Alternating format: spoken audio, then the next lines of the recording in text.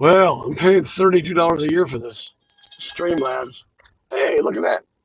Something came in on the Grubhub. Chipotle. Oh, why I oughta. Gosh darn it. Grubhub can't handle it. Shh. Come on now. I'll accept your offer. Approaching a railroad crossing.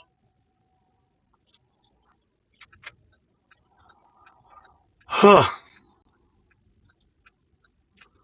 So I'm off to Ruth's Chris Steaks Houses. Is that how you pronounce it? Ruth's Chris's Steaks Houses. Uh, yeah. Oh man, I had a couple of crack deals going today. Customer, I won't say which platform. Alcohol delivery. I will. I have to say which platform. Grubhub and a alcohol delivery, and he's got an address with. Oh wait, that wasn't me.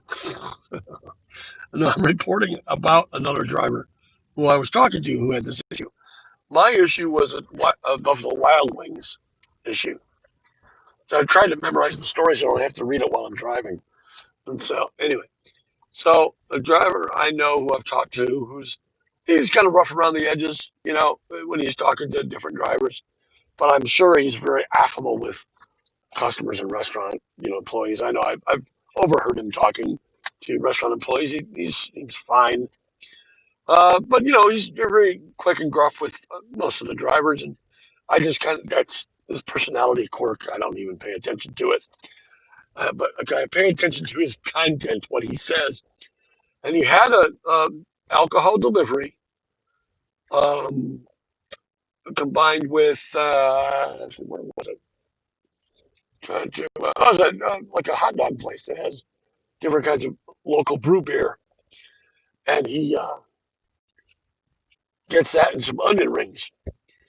And it's about um,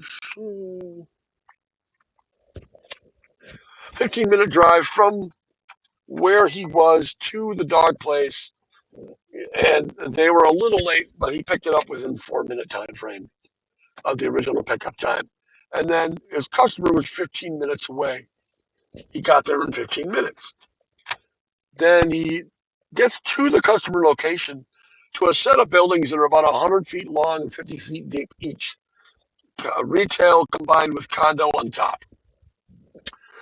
Retail ground level, condo on top, and probably storage and basement on the bottom. And then there's a parking garage between the two structures. And it's public parking. So anyway, he goes into the first obvious drive lane to where if you were going to do Uber Lyft, which has done, you normally go to that drive lane, and that is the north address, the north door. Then you've got the parking garage separating the two buildings. So the south door is at the other end of the parking garage, which is about a total of probably no more than 150 feet long between the two building entrances.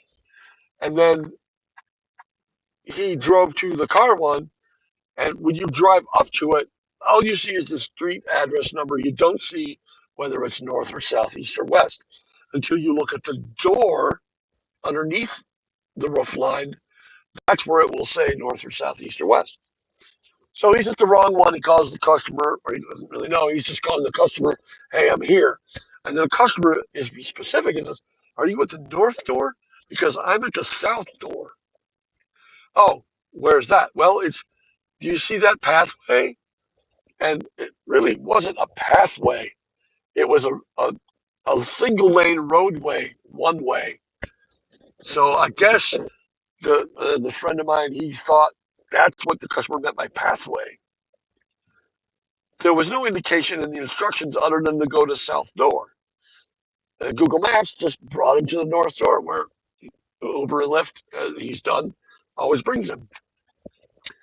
So the customer says, no, I'm at the south door. So you go down and you find that pathway. And then he realizes as he's turning the corner of the one way that he's got to go around. Because I've been in that area too, so I know that whole drive system.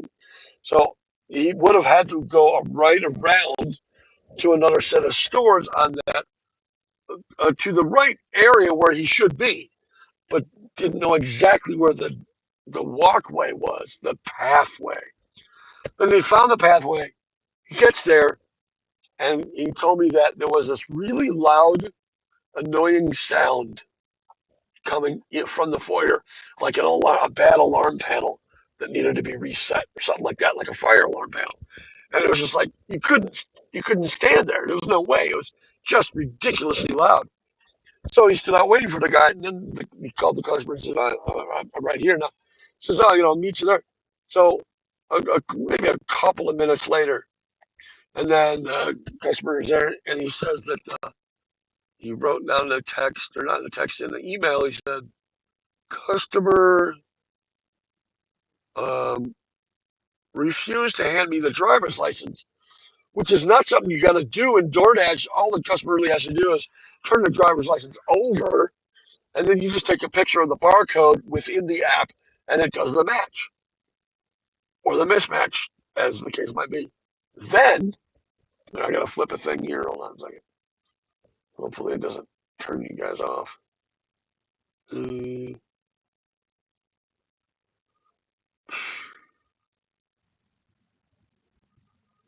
make sure I'm at the roof. Oh God, why do they give me this light shit all the time? All right, contacts, Marchant. Okay, so the sound hopefully will go dead. I don't know how good the audio pins are, the pin-ins and pin-outs are of the. I think I won't even be able to use Bluetooth. Now what? Now what am I doing? Oh, there we go. It'll probably go to speakerphone. That's fine. Man, I need to get a cheap G8 phone from Verizon just to do the dash